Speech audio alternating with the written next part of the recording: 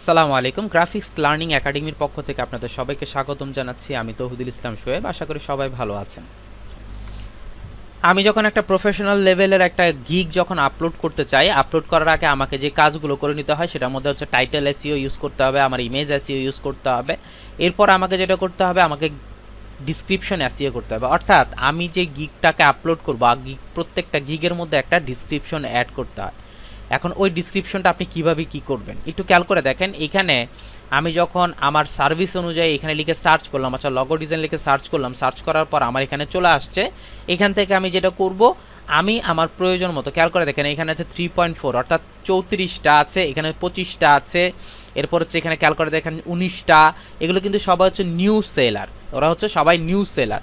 So আমি কি করলাম, এটার মধ্যে গেলাম, এটার মধ্যে গিয়ে একটা জিনিস খেয়াল করে দেখেন, এই যে গিগটা দেখতেছেন, গিগের নিচে একটা ডিসক্রিপশন আছে, এখানে একটা গিগের ডিসক্রিপশন আছে। আমাকে কি করতে হবে, একটা গিগের ডিসক্রিপশন রেডি করতে হবে। অনেকে মনে করেন হচ্ছে আমার যেই অ্যাকাউন্টটা ডিসক্রিপশন আছে সেটা আর এটা মনে হয় এক না, এইটা আর এটা হচ্ছে আলাদা আলাদা। আপনি কি করবেন, এরকম 4-5টা গিগ আমি ওপেন করবো, এরকম 4-5টা গিগ আমি ওপেন করব। ওপেন করে ওইখান থেকে আমাকে কি করতে হবে, একটা গিগ ডিসক্রিপশন রেডি করতে হবে। এক্ষেত্রে আমি বারবারই বলতেছি, আমার যে এখানে গিগগুলো আছে, গিগগুলো থেকে আপনি আইডিয়া জেনারেট করবেন, কখনো ডিরেক্ট কপি করবেন না, গিগগুলো থেকে জেনারেট করবেন আইডিয়া।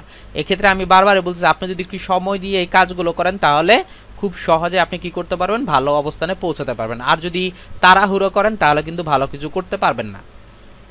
তো আমি কি করব, আমার প্রয়োজন মতো একটা গিগ ডিসক্রিপশন রেডি করে রাখবে। তো এই গিগ ডিসক্রিপশন রেডি করার জন্য আমাকে একটু সময় দিতে হবে, অর্থাৎ অনেকগুলো 4-5টা বা 10-15টা আপনি গিগ দেখবেন, প্রত্যেকটা গিগ দেখে দেখে দেন হচ্ছে এটার ভিতরে যে ডিসক্রিপশনগুলো আছে, ডিসক্রিপশনগুলো থেকে আপনি কি করবেন, নিয়ে আইডিয়া নিয়ে দেন হচ্ছে আমি কি করব, আমার প্রয়োজন মতো একটা গিগ ডিসক্রিপশন রেডি করব। তো আশা করি কিভাবে গিগ ডিসক্রিপশন রেডি করবেন, কি সিস্টেমের নিতে হবে, কি সিস্টেম বা কীভাবে আপনি এসইওগুলো করবেন, এই বিষয়গুলো খেয়াল রাখবেন। আচ্ছা, এই যে গিগটাকে নিয়ে যে আমি কাজ করবো, আজকে গিগের যে ডিসক্রিপশনটা নিয়ে এসইও করবো, অ্যাকচুয়ালি কী ধরনের এসইও করবো, এসইওগুলো সিস্টেমটা হচ্ছে, আমার গিগ ডিসক্রিপশনে কি আছে, কি দিলে আপনার একজন ক্লায়েন্ট স্যাটিসফাই হবে। সাধারণত একটা ক্লায়েন্ট যখন আসেন, এসে আপনার গিগে আসবেন, গিগে আসার পর আপনার ডেসক্রিপশনটা পড়বে, অর্থাৎ আপনি কি কি ফ্যাসিলিটিস তাকে দিচ্ছেন, কি কি ফ্যাসিলিটিস দিচ্ছেন, এই বিষয়গুলো উনি কনফার্ম হওয়ার জন্য আসেন। এসে যদি আপনার গিগ ডিসক্রিপশনটা ভালো না দেখেন, তখন কি করতে হবে না, তখন আপনি কাজ পাবেন না। এজন্য এখানে সিম্পলভাবে, সিম্পল সাবলীল ভাষায়, অল্প ভাষায় আপনি জাস্ট প্রকাশ করবেন আপনার গিগের জন্য আপনি কি সার্ভিস প্রোভাইড করতেছেন, অর্থাৎ আপনার সার্ভিসের মধ্যে আপনি কি কি ফ্যাসিলিটিসগুলো দিচ্ছেন, এই বিষয়গুলো আপনাকে কনফার্ম করতে হবে এই গিগ ডিসক্রিপশনের মাধ্যমে। তা আশা করি কীভাবে আপনি গিগ ডিসক্রিপশন এসইও করবেন না করবেন সেটা বুঝতে পারছেন।